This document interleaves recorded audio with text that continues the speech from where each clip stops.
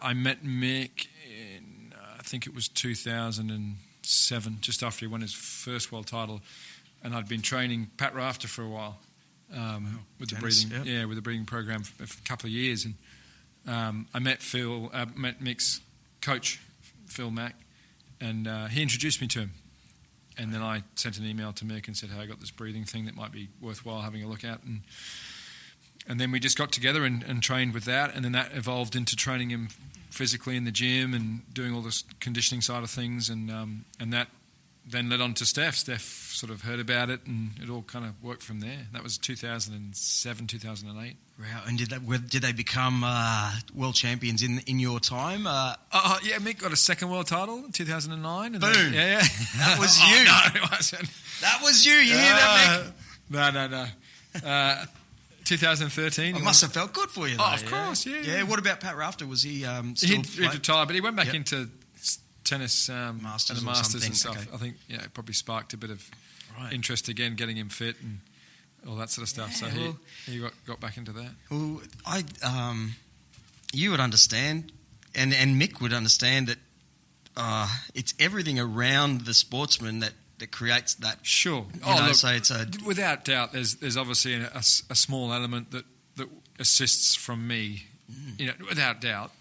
But that Mick is a unique individual that, I think if a good, level-headed trainer of some form came into his camp, he'd continue to win. He'd continue to do what because of who he is, who he's become. I'm just there to assist him and support him as best I can, but he is the reason why he wins. He has the character. He's, through years of training, etc., he's developed himself into such a way that he is unique, as is Steph. They're both, highly evolved.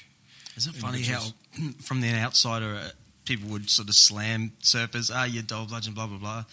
But you can meet you do meet, to have three world champions from that area, who grew up at Coolangatta, Tweed Heads, Steph was Tweed Heads, I'm fairly sure. And then both the Cooley boys, Parko and Mick. Yep. And to still be world champions in surfing, where you could be at a party that afternoon every day. It's a pretty wild concept, don't you think? Amazing, it's not like you're surrounded in sponsors that you have to tie your button up for. And it's amazing. What a great sport. It's so diverse, and it's and it creates, for them anyway, they've created an amazing life because of surfing, because of being them, and they've tapped into elite performance. You go surf anywhere in the world where they surf, and the magnitude of what they're surfing sometimes, that's elite. They are incredible humans, what they do. Yeah. It's not just get a beginner and throw them out in the ocean. They'll fall to pieces. But, they really have developed into unique individuals, as all those professional surfers. They are my respect. I respect them no end for what they do. Same. When I had Jamie Mitchell sitting in your chair just now, and he's a big wave surfer. He won the largest paddle in at the time. I think it was last year. He had the great guy. The big chair. Yeah. And I said to him, man, it's what you do when the cameras aren't on you that blows me out. So all these surfers are in the water every day, and they may go. It happened to me once when he taught my wife how to stand up paddleboard. Awesome. I didn't know who he was. It was years before, and I didn't know at the time he was Jamie Mitchell, the 10-time Molokai.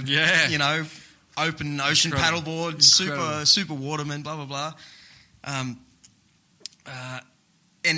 On that day with Crumman, he just kept getting bothered by his mate, and they were checking charts on their phones, and it turns out they got straight on it's on in Fiji. Yeah, we're off. They had $200 to buy a ticket, and they just went boom over there to face a monster, 30 foot, 20 foot, foot, yeah, that no one was going to film. It's just that's what they do. The love of it. And man, if you've heard, the largest waves I've ever seen was probably 12 to 14 foot at the alley. Yeah. I think it was 2007, and I couldn't believe the sound the sound of these things just sucking air out of the sky and like crushing the rocks underneath. And it's massive. I was in Hawaii in 2013 with Mick when he won that third world title, and yes, there's another one for you. We were staying at the Rip Curl house and I was staying downstairs with Phil, and the night before the day all unfolded, it jumped from 2 foot to 15 foot. And the noise and literally the ground was shaking.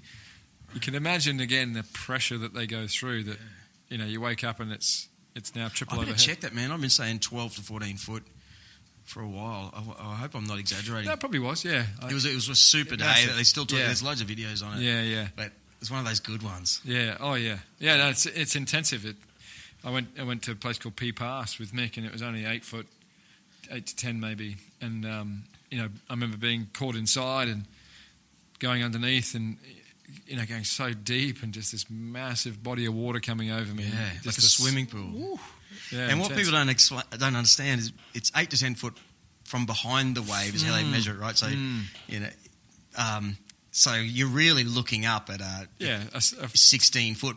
Often, if it drains out, it's under the 2-3 story building coming on you. Yeah. It's no one could. Only a surfer knows the feeling. Who quoted that? It was one of those. Might have been Quiksilver. May have been. They're one of the advertising. Only a surfer knows the feeling. Billabong, I think. Can you Billabong? Yeah. Quickie Pro's on, mate. Yeah. Do you go every year? Yeah, I try to. Yeah, I think I'll just wait till the pointy end. Yeah. Go down when it gets really exciting. Yeah. And love the thing. Oh, it's nuts. Yeah, there's a hive of energy there at the moment too. There's a feel of. Again, Mick's back. Yeah, Mick's back, and then he just won his heat earlier today, which was great to see. He and now that him and Kelly and Joel are kind of towards the end of their careers, it's exciting. It's going to create a hive of excitement. Is there any surfers that you're currently working with? Yeah, Mick. Okay, still working with Mick. Still with Mick, and Steph. Okay, right. Yeah. Didn't know that. Absolutely. And do you? Is it a daily sort of thing? It has been pretty regular, probably 3-4 times a week sometimes leading up, and we've been training probably since November to really get them into shape. Wow.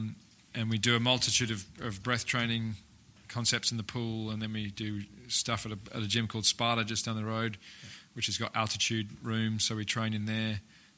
That's amazing, that place.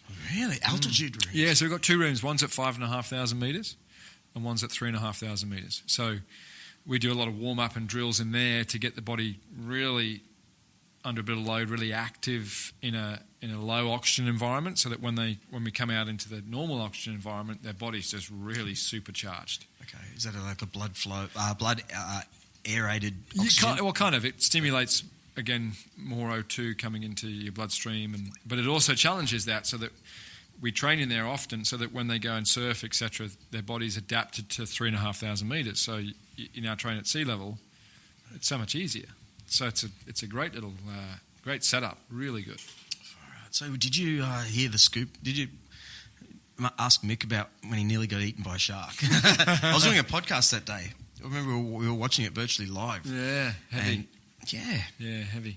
How could you come back from that? That's a great sportsman. I guess beliefs are very powerful, and I think having a belief such as whatever happens, use it, is a very powerful belief to have. And it was a bad happening, but a good happening at the same time. It depends where you put your focus. Life's short, so let's take it to the next level. Let's see what we can do, and let's give back.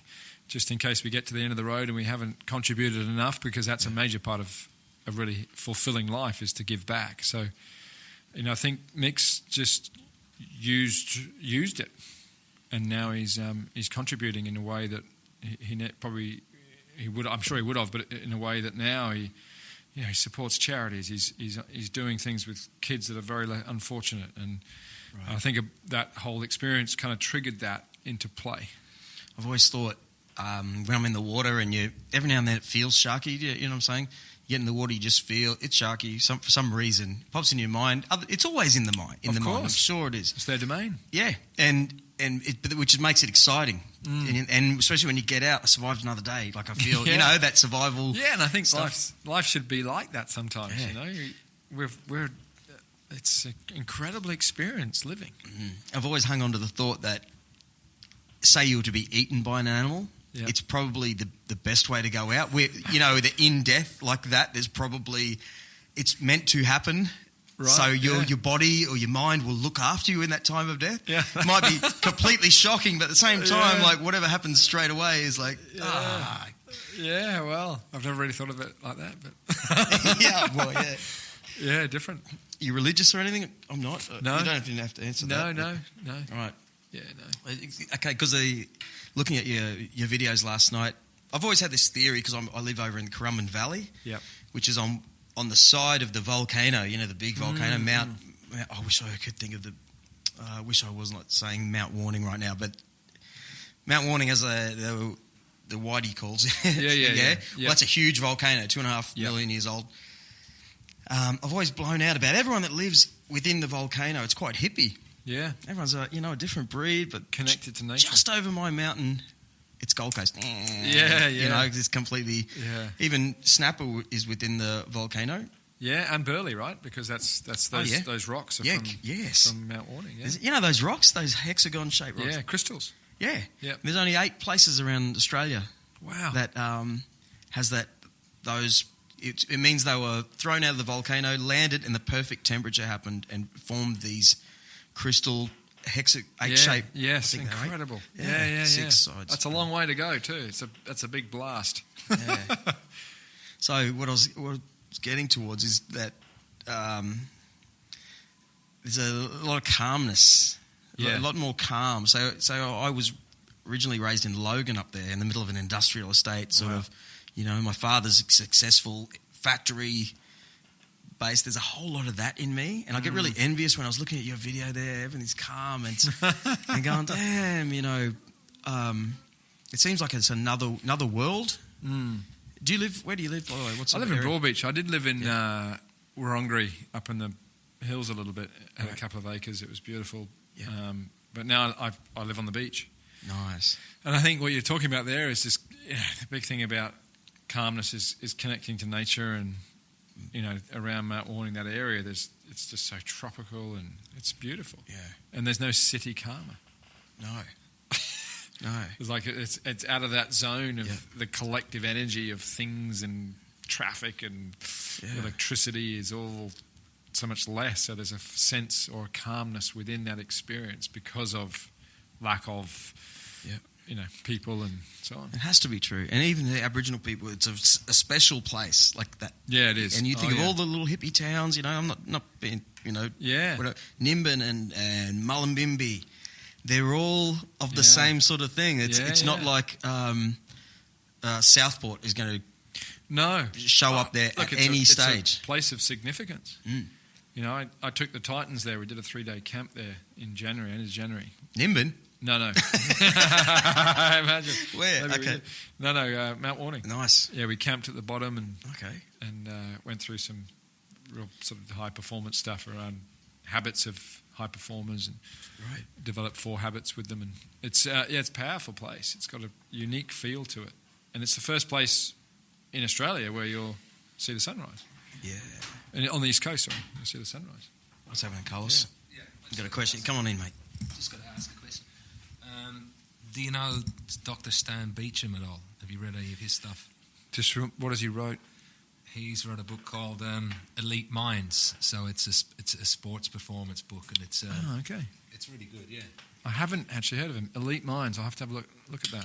I've read many on the subject, but not that one. He talks about a lot of similar kind of things to what you've been talking about. How people get in state. Yep. How they stay in state, and how they can decide months before an event whether they're going to win or lose. He talked about one case of an athlete in the Olympics, because he trains Olympians. Yes. And he was talking about one person, and he asked who's going to win, and this athlete told him that everybody knows who's going to win months beforehand. Like in the running, he'll say like there's 8 people competing, and they all go, this person's going to be first, this person's going to be second. I hope I can maybe get a bronze, and everyone's there hoping they can maybe get a bronze, knowing who's going to go first and second. And and he tried to train this person into actually winning. And one of the guys was